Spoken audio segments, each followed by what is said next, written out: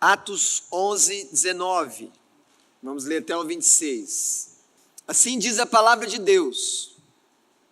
Então, os que foram dispersos por causa da tribulação que sobreveio a Estevão, se espalharam até a Fenícia, Chipre e Antioquia, não anunciando a ninguém a palavra, senão somente aos judeus.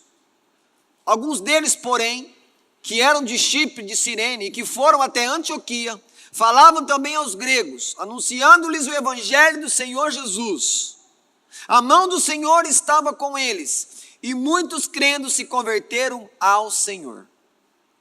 A notícia a respeito deles chegou aos ouvidos da igreja que estava em Jerusalém, e enviaram Barnabé até Antioquia. Tendo ele chegado e vendo a graça de Deus, alegrou-se e exortava a todos a que com firmeza de coração permanecessem no Senhor, porque era homem bom, cheio do espírito de fé, e muita gente se uniu ao Senhor. E partiu Barnabé para Tarso à procura de Saulo. Tendo encontrado, levou-o para Antioquia. E por todo um ano se reuniram naquela igreja e ensinaram numerosa multidão. Em Antioquia foram os discípulos, pela primeira vez, chamados cristãos. Amém. Ó Deus, estamos diante de Ti, da Tua palavra. Venha a nós e faz a Tua obra em nossos corações. Nos alimenta, Senhor. Em nome de Jesus oramos, amém. Podeis sentar.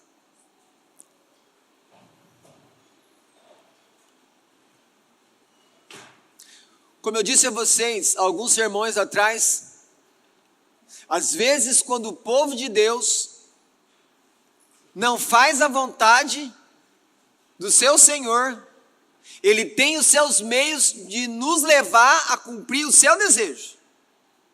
A igreja estava ali muito contente em Jerusalém, sendo abençoada, cheia do Espírito Santo, mas Jesus falou que eles precisavam ser testemunhas até os confins da terra. Então, quando olhamos para trás, esses 10 capítulos anteriores, o Espírito veio em Jerusalém, veio na Judéia, veio em Samaria. E agora os gentios começam a ser alcançados pelo evangelho do Senhor Jesus Cristo.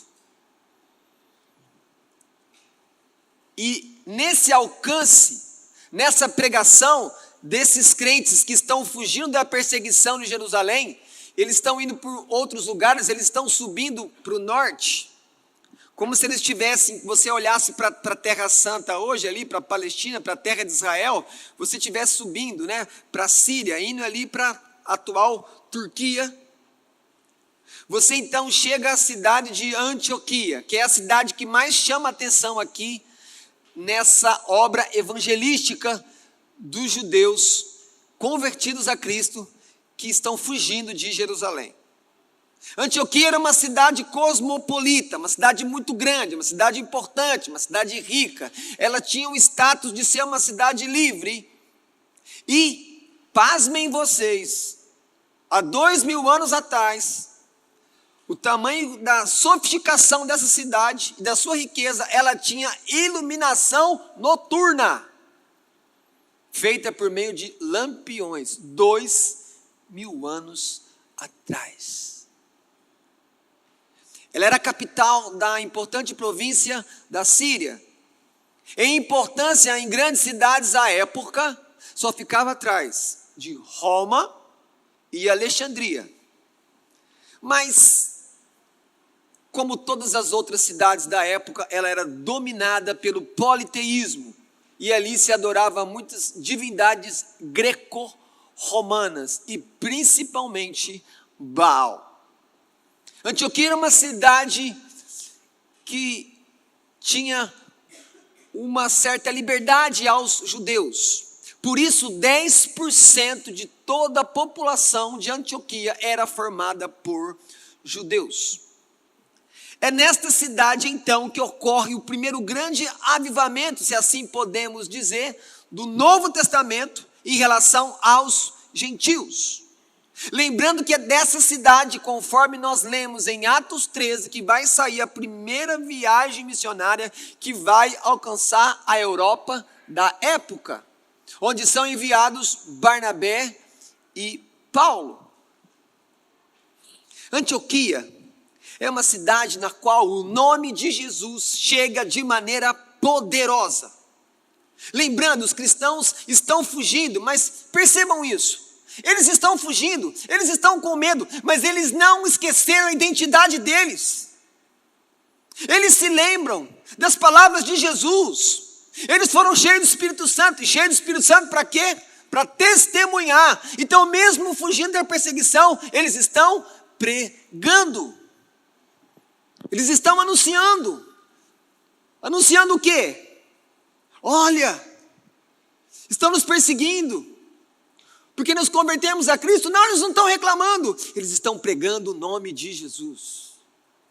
E se nós começássemos a fazer isso, parássemos de ficar lamentando os nossos problemas, muitas vezes gerados por causa dos nossos pecados, e começássemos a testemunhar em todo tempo e fora de tempo de Jesus, a pregação desses homens perseguidos vai gerar uma igreja, a igreja em Antioquia. E nós percebemos que essa igreja, ela é forte na palavra, porque ela tinha uma liderança compromissada com o ensino da Escritura. O texto diz que eles ficaram 1 ano ensinando uma multidão. Barnabé chega primeiro e depois ele vê que ele não dá conta sozinho no trabalho, ele vai até Tarso, que também fica mais ao norte, e ele traz de lá Paulo.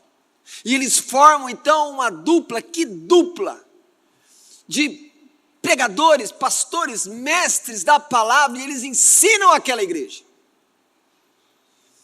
Mas não somente isso. O discipulado deles estava sendo tão efetivo, que a própria cidade de Antioquia, quando olhava para esses discípulos, para esses seguidores de Jesus, eles começaram, e aqui não foi um elogio, mas foi até de maneira jocosa, foi até de maneira zombeteira, eles começaram a chamar eles de: vocês são cristianos, se pudéssemos usar a expressão no latim, que seriam cristos, cristãos. Vocês são seguidores de Cristo, vocês são como espécie de cristianos. Para vocês entenderem, os que seguiam à época Herodes eram chamados de herodianos. Então os que seguiam Cristo eram chamados de cristianos, fazendo um trocadilho, e até a gente entendendo de onde vem o nome cristiano, né? Discípulos de Cristo. Mas mais do que isso, quando nós chegamos do verso 27 ao verso 30, nós percebemos uma coisa importante que mostra uma espiritualidade real na vida dessa igreja. Vai ter fome no mundo todo, conforme a palavra do profeta Ágabo. E é de Antioquia que vai sair uma oferta para alimentar os crentes judeus que moram na Judeia. E lembrando que os crentes judeus nem vieram pregar para eles. Eles só pregavam para crentes. Se você lembrar do verso 19, diz que não anunciando a ninguém a palavra, senão somente aos judeus.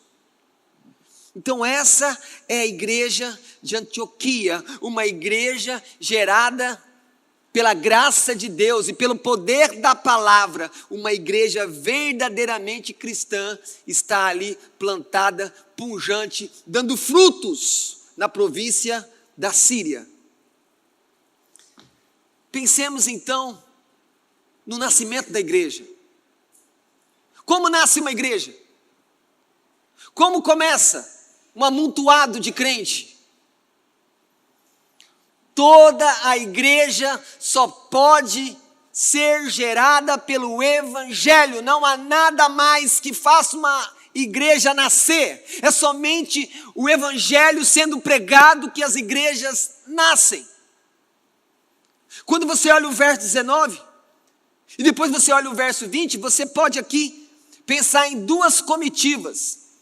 dois tipos diferentes de comissões de pessoas dispostas a falar de Jesus. A primeira comissão, acompanhe comigo, diz que eles foram na Fenícia, em Chipre e Antioquia, mas eles tinham uma situação aqui separada, eles só pregavam para judeus.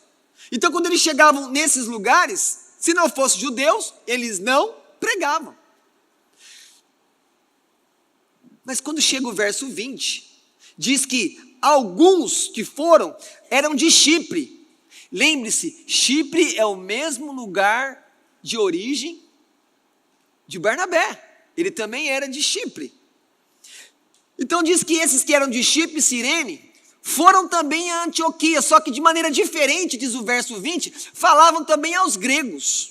E eles anunciavam o evangelho de Jesus. Lembrando que grego aqui é uma palavra que Lucas usa para, na verdade, descrever gentios. E quem são gentios? Gentios você pode dizer que é a gente das nações. Tudo que não é judeu, você pode chamar de gentio. É isso que ele está dizendo. Ele fala assim, olha, se a primeira comitiva no verso 19 só pregava para judeus, nós não. Nós pregamos para todas as pessoas, de todas as nações. Mas como que homens e mulheres que por medo de perseguição fogem de Jerusalém, provavelmente eles não eram muito bem treinados, eles não eram muito capacitados, mas eles vão até Antioquia, e eles começam a pregar Jesus, eles anunciam o evangelho, eles não têm outra mensagem, eles são pregadores de uma mensagem só: Jesus morreu pelos pecadores e ressuscitou no terceiro dia. E quando você crê, Ele perdoa os seus pecados. E você recebe a vida eterna. Essa é a maneira mais simples e eficiente de anunciar Jesus. Esse é o resumo do Evangelho. Mas como que o texto diz que, no final do verso 21, que muitos se converteram ao Senhor? E ainda no verso 23 diz que, tendo ele chegado e vendo, quando Barnabé chega lá, vindo de Jerusalém, viu que a graça de Deus estava ali. E caminhando ainda um pouco, eu tenho no final do verso 24, diz que, e muita gente se uniu ao Senhor. É muito fruto, é muita conversão. Qual é o segredo desses pregadores, evangelistas, testemunhas de Cristo? Por que eles conseguem esses resultados de maneira tão rápida? A resposta está no verso 21. A mão do Senhor estava com eles. A resposta está no verso 23, quando Barnabé chega em Jerusalém, e diz aqui, tendo ele chegado e vendo a graça de Deus. E eu ainda posso olhar que a resposta está quando aqui Lucas vai descrever quem era Barnabé. O verso 24, porque era homem bom, mas aqui é o ponto que eu quero destacar, ele era cheio do Espírito. Deus estava com eles, a graça de Deus estava com eles, e eles, no caso aqui Barnabé, era um homem cheio do Espírito Santo. O que isso ensina para nós nessa noite? Que qualquer coisa que nós realizarmos em nome do Senhor Jesus, para o Senhor Jesus, no final, é uma obra que vem da graça dele. É a mão dele que está fazendo todas as coisas, usando a sua vida. Se você está se dispondo a ele. Você está dispondo a Deus usar você? Essa expressão que diz que a mão do Senhor quer dizer o seguinte: o Senhor estava com eles. Mas será que você já ouviu isso de Jesus? Pode ser que nessa hora você está pensando assim, eu não tive essa experiência ainda. Mas e se você ler Mateus 28, o último verso, que Mateus registra as palavras de Jesus: eis que estou convosco todos os dias, até a consumação dos séculos. Então você tem essa promessa para você. Jesus está com você. Mas você esquece disso. E por Jesus estar conosco, e por sermos totalmente dependentes da graça de Deus, você e eu podemos sim dar frutos que glorificam o nome de Deus. Esse é o segredo do sucesso. Não são os homens, não é o medo, não é a maneira como eles pregam, mas é a mão do Senhor, é a presença de Deus, é a graça de Deus. Eles estão cheios do Espírito Santo. O que vai acontecer na sua vida se você ficar cheio do Espírito Santo? Você vai dar frutos, mais frutos do que você já dá. Mas pode ser que você não está interessado nisso, ou você não tenha tempo para isso. Será que existe algo mais importante do que buscar se encher de Deus? Quantas coisas nos atrapalham. Então, a igreja de Cristo, ela nasce, ela permanece e ela cresce pela ação da palavra no nosso meio. Por isso é tão importante que os líderes da igreja sejam aqueles que sejam comprometidos com o ensino da palavra. Voltem comigo para o verso 26. Tendo encontrado, levou para Antioquia. E por todo um ano se reuniram naquela igreja e ensinaram numerosa multidão. Uma liderança comprometida com Cristo é uma liderança que ensina a palavra na igreja, para todos, para todos. E aqui vem o segundo ponto. Quando eu olho para essa igreja de Antioquia, eu vejo que Deus foi muito bom com ela. Por quê? Porque Deus proveu bons líderes, líderes comprometidos com a palavra. Primeiro, quando envia Barnabé vindo em Jerusalém. Depois, quando Barnabé vê que a obra é muito grande, o que ele faz? Eu preciso de um ajudante. Ele busca Paulo. Ele busca alguém que vai fazer uma dupla com ele. Jerusalém manda Barnabé numa espécie de delegado apostólico. O que é um delegado apostólico? É alguém que vem enviado pelos apóstolos para fazer alguma obra. Mas podemos simplificar as coisas chamando ele de supervisor. Ele foi lá para ver como é que esse negócio que está acontecendo de Antioquia, que está convertendo um monte de gente. E aí você vê no verso 23, que é um relatório. Tendo ele chegado e vendo a graça de Deus, quando ele chegou lá, o que ele viu? Ele viu que Deus está sendo bom com esse povo. E diz que daí ele exortava todos para que eles permanecessem no Senhor. É a graça de Deus que estava levando salvação aos gentios. Lembrando de quem era Barnabé, Barnabé era um levita da ilha de Chipre, que lá no capítulo 4, 36, do mesmo livro de Atos, ele nos é apresentado quando ele traz uma oferta. Diz a escritura que ele vende um imóvel dele, e ele traz a oferta, coloca aos pés dos apóstolos, e ali então a gente começa a perceber que ele fica mais próximo, ele ganha a confiança dos apóstolos. Tanto é que quando nós estudamos no capítulo 9 a conversão de Paulo, quando Paulo chega em Jerusalém, que as pessoas têm medo dele, quem é que pega Paulo e leva até os apóstolos? É Barnabé. Barnabé é esse líder acolhedor, essa pessoa sensível. E uma coisa que você pode prestar atenção aqui, no verso 20 diz que aqueles que foram para Antioquia pregar, para quem não era judeu, eles eram da onde? De Chipre. Do mesmo lugar que era Barnabé. Mas que coincidência é essa? Deus sabe as pessoas que ele envia para pregar e depois as outras pessoas que ele vai enviar para continuar um discipulado mais profundo. Isso com certeza facilitou o trabalho de Barnabé, porque quando chega lá, fala: eu conheço você, eu conheço sua mãe. Eles eram do mesmo lugar. Foi Deus que fez isso. Eles não sabiam que as coisas iriam acontecer dessa maneira.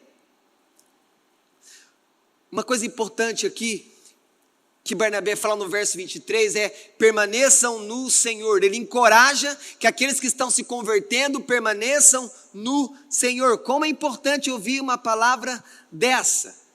E então, quando ele percebe que é numerosa, como diz aqui o texto, uma numerosa multidão, tem muita gente, ele percebe: eu não dou conta. Ele é uma pessoa capacitada, ele tem a confiança dos apóstolos, ele é cheio de Espírito Santo, ele é um homem bom, ele é cheio de fé. Tudo está aqui descrito por Lucas, mas mesmo assim, ele reconhece: eu preciso de ajuda. E aqui tem um ponto: quantas vezes as coisas ficam difíceis para nós, e aquilo é um plano de Deus, é uma bênção, mas eu não percebo, porque muitas vezes me falta humildade, que eu preciso procurar ajuda. Me ajuda nisso aqui. Fica comigo nisso. E muitas vezes nós continuamos sozinhos, como se nós fôssemos dar conta. Você percebe a humildade dele? Ele então anda 160 quilômetros, ainda para o norte, chega à cidade de Tarso, e ele traz de lá Paulo. Porque uma liderança forte é uma liderança que sabe que sempre precisa de mais ajuda, mais pessoas para pastorear, para pregar, para ensinar. Voltando ao verso 26, que é o verso que fala de algo que a igreja tem que fazer por excelência. A igreja é a escola de Cristo. É a igreja onde nós aprendemos muitas coisas do Senhor. Mas, escute isso, muitos hoje querem muitas coisas na igreja. Querem muitas coisas na igreja, menos estudar a palavra. Não querem aprender, não querem ler. Chegam muitas sugestões aos pastores da igreja, mas raramente é alguém pedindo mais ensino, mais palavra, mais exposição. Eu quero mais da palavra de Deus. Olhando o texto e a maneira como o Barnabé está ali liderando essa igreja, e diz que eles ficaram 1 ano ensinando toda a igreja, nós percebemos que um bom líder é aquele que é comprometido com o ensino, não apenas por um tempo, mas ele é comprometido no ensino a longo prazo, sempre ensinando. E a tarefa não era fácil, não eram poucas pessoas, a escritura diz que era numa numerosa multidão. Quando você pensa em muita gente, e você pensa em quem vai ter que cuidar desse povo, o que você tem que pensar? Quem vai ensinar eles tem que ter tempo, tem que ter energia, tem que ter paciência, e principalmente, quando alguém se dispõe a ensinar na casa de Deus, é preciso ter amor. Porque Cristo é aquele que nos dá o amor por excelência. E Barnabé então aqui é um modelo de líder para nós. Olhamos para ele e entendemos que precisamos de líderes como o Barnabé. E lembre-se, ele deixa Jerusalém e ele vem para Antioquia. Ele poderia estar fazendo muitas coisas importantes em Jerusalém, mas por que ele vem? E aqui tem uma coisa importante de uma pessoa que lidera na igreja. Um verdadeiro líder de Cristo na igreja, ele busca os interesses da igreja, em primeiro lugar, não os interesses dele. E um segundo ponto que eu vejo na vida de Barnabé, quando ele vê os frutos, tudo aquilo que Deus está fazendo ali em Antioquia, como é que fica o coração dele? Olha o verso 23, alegrou-se. O verdadeiro pagamento de alguém que serve a Cristo, ensinando, discipulando, pastoreando, é a alegria de ver as pessoas crescendo no amor a Deus. Esse é o pagamento. Professores de crianças dessa igreja, o seu verdadeiro pagamento, a alegria suprema sua é ver os seus alunos, alunas, crianças, infantes, aprendendo a palavra de Cristo. Esse é o pagamento. E você não sabe os frutos que isso vai dar. Você está lá ensinando uma criança de 3 anos, 5 anos, mas você não entende que às vezes você está treinando e ensinando, cuidando, com paciência, com amor, corrigindo um futuro pregador do evangelho. Ou uma mulher que vai fazer uma obra excelente na igreja, que vai liderar ministério de mulheres, e você não sabe, o Espírito não te conta, mas ele chama você, professor, professora, para que você ame cada um daqueles alunos e faça o melhor, seja fiel, dê Cristo para as crianças, é o que eles precisam. Barnabé é alguém que é comprometido com a vida financeira da igreja. Voltando, capítulo 4, verso 36. Qual a primeira vez que a gente vê Barnabé na escritura? O que ele está fazendo? Ele está trazendo uma contribuição para a igreja. Como é que pode ser líder da igreja se não contribui financeiramente? Não pode ser líder. Uma pessoa que quer servir, que está em liderança, mas que não contribui, que não é fiel ao Senhor, que não é generoso, como é que vai ser um líder? A gente aprende isso com a vida de Barnabé. Escute isso. Ore, igreja, ore para que Deus envie líderes com estas características para a igreja. Ore por isso. Deus envia líderes assim. Mas, ao mesmo tempo que você ora, eu também encorajo você, decida no seu coração a ser um servo, uma serva para Cristo na igreja, em qualquer área, não apenas no ensino. Igreja, ore pelos líderes que Deus já deu à igreja. Não ore apenas por aqueles que Deus pode enviar ou que Deus pode levantar, porque Ele faz isso. Ore por aqueles que já estão aqui trabalhando. Seja grata a Deus pelo serviço que eles prestam a você e sua família. Você já pensou nisso? Sai alguma oração da sua boca durante a semana a Deus sobre os pregadores, ou sobre os pastores, ou sobre os professores da igreja? Olha aqui para mim, gente. Sai uma palavra, e eu vou repetir, sai alguma palavra da tua boca ao trono de Deus, pedindo pela vida daqueles que te ensinam semana após semana, colocando comida na tua boca? Tem que sair. Tem que ter gratidão. Precisa de intercessão.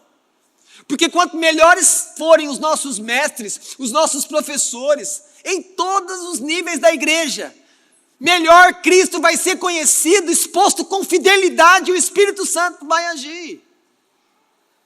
Mas a igreja precisa orar. A presença de uma liderança forte em Antioquia nos mostra que após a conversão, o trabalho da igreja continua no discipulado, que dá-se principalmente de 2 maneiras: pelo ensino da palavra e acompanhando convertidos. Não é também só ensinar a palavra, eu preciso andar com eles, eu preciso aconselhar, eu preciso fazer tantas coisas com eles, porque afinal de contas, eles são novos convertidos. Pensando no termo lá da escritura, eles são plantinhas, que ainda estão tendo as suas raízes crescendo aos poucos. E a terceira coisa que chama atenção nessa igreja é, nós percebemos sinais da presença de Cristo. Primeiro, pela salvação. Tem pessoas se convertendo. Como haverá salvação numa igreja se Cristo não estiver ali? Se Cristo não está na igreja, não tem nem igreja, não tem mais salvação. Se Cristo não vier, se Cristo não agir, nada acontece na igreja. Sem Cristo, nada podemos fazer, nada acontece. Uma outra marca da igreja, um sinal que mostra a presença de Cristo, é que onde Cristo está, a sua palavra é valorizada e ensinada. Um certo tradutor de uma importante obra de teologia americana, traduzida para o português, lá no prefácio o tradutor diz assim: o evangelho dançante. A primeira vez que eu li isso eu não entendi, mas ele continuou escrevendo e eu entendi. Muitos encontram o evangelho somente nas músicas, nas danças, nos louvores. O louvor sempre esteve presente na adoração do povo de Deus. Mas olhemos com um pouquinho mais de paciência para o livro de Atos, que nos conta como a igreja de Cristo surgiu e desenvolveu-se, e ficará então evidente a todos nós, como a luz do sol ao meio-dia, que é a pregação da palavra, o anúncio do evangelho que gerou igrejas, transformou corações e revolucionou civilizações inteiras e criou e mantém um povo fiel ao Senhor.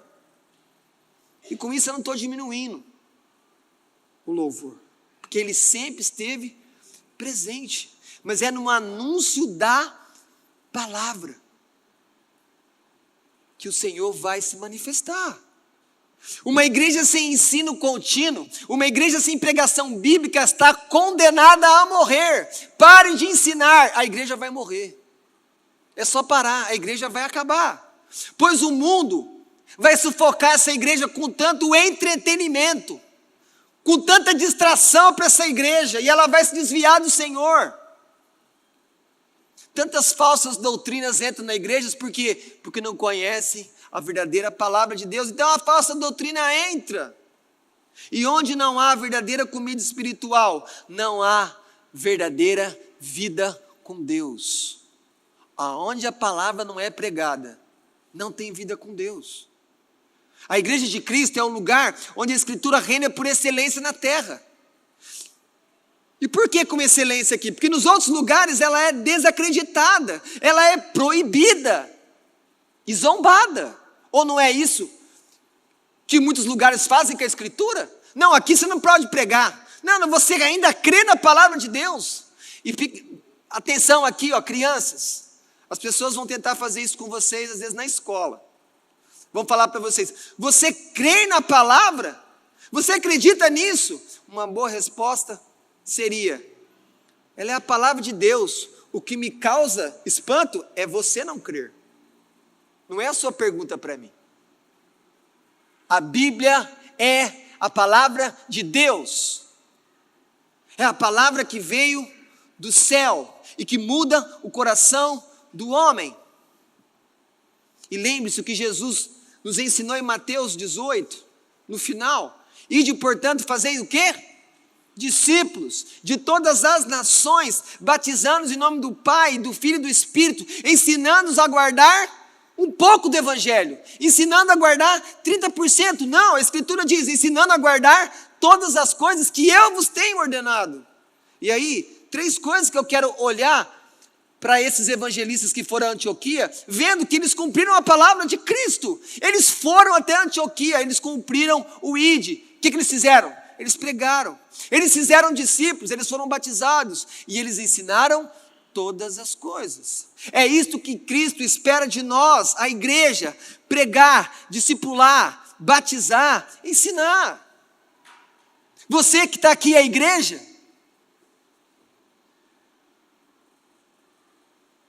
Você que está aqui é a igreja? Já passou pela sua cabeça que você está aqui para ser alimentado? Para ser ensinado? Para que hoje à noite ainda, quem sabe, por uma circunstância preparada por Deus, ou para amanhã, ou em qualquer dia da semana, você possa testemunhar, você possa ensinar. Mas diga você, olhando para cada um de vocês da maneira que eu posso,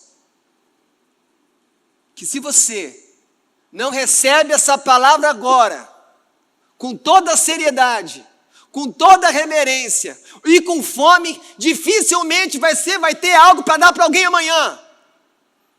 Dificilmente, você não vai ter nada para dar, a não ser o seu bom dia, o seu tchau, falar do tempo, ou falar de política ou de futebol. Mas você não vai ter nada para falar de Cristo, porque quando Cristo está alimentando você, você não está atento nele.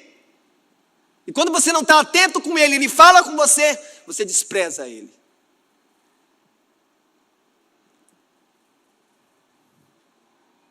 Portanto, pastores, presbíteros, líderes, pais, mães, avós, deem o que mais as crianças e jovens precisam, a palavra de Deus.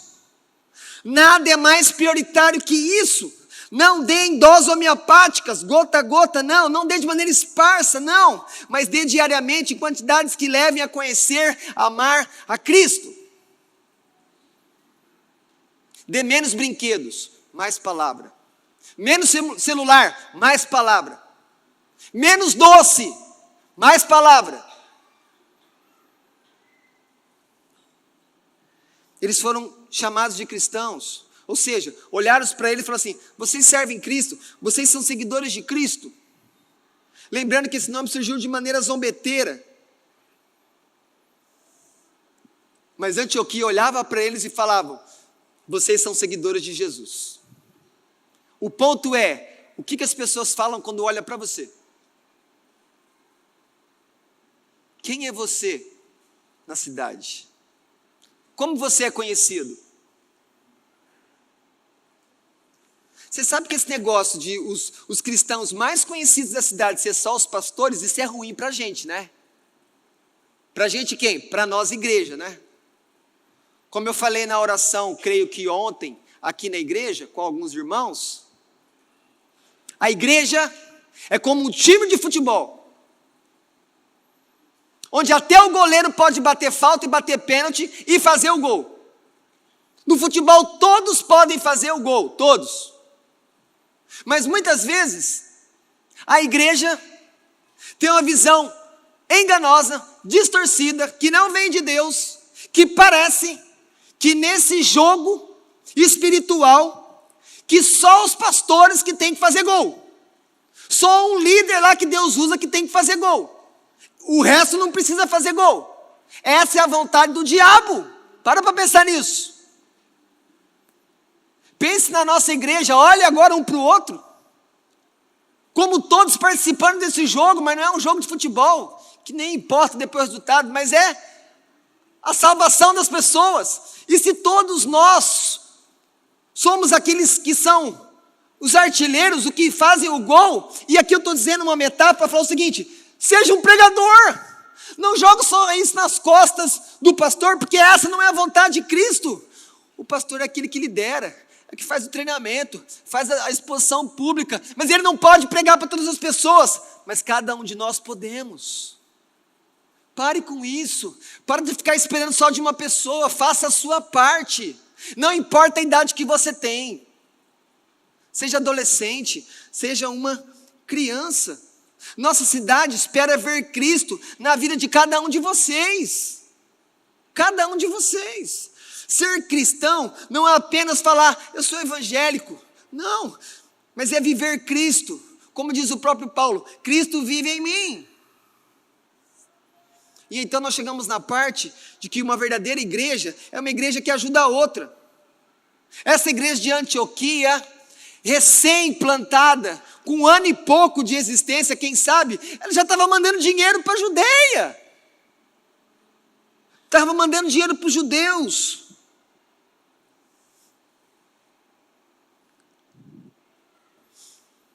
E aqui eu quero ler algo que Paulo escreve sobre o que é diante de Deus quando você contribui para os irmãos, para outra igreja, para outros irmãos. Porque o serviço dessa assistência não só supre a necessidade dos santos, mas também redunda em muitas graças a Deus, visto como, na prova dessa ministração, glorificam a Deus pela obediência da vossa confissão quanto ao Evangelho de Cristo e pela liberalidade que contribuís para todos. 2 Coríntios 9, 12 e 13. Quando você contribui, quando você ajuda um irmão, aquilo gera ações de graça, porque a pessoa agradece pelo que recebe, mas agradece a Deus além de você.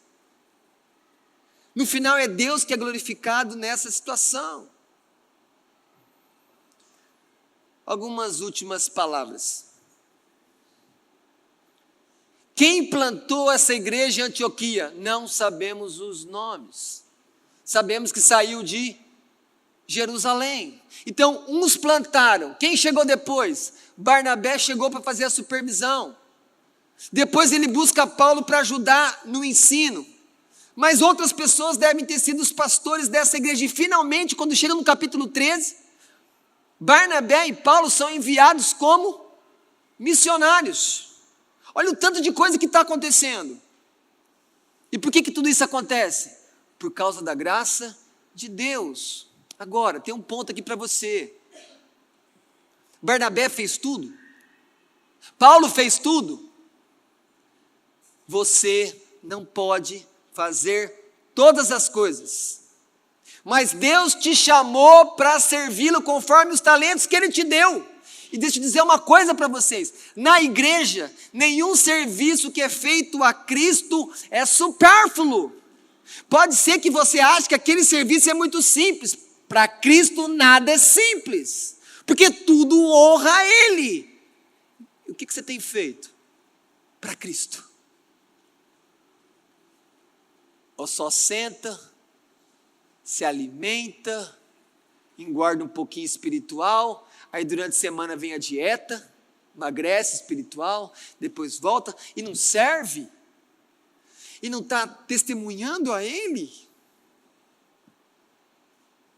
Olhe para aquilo que Deus te deu e sirva enquanto você tem vida. Sirva a Deus enquanto você tem saúde, enquanto você tem tempo.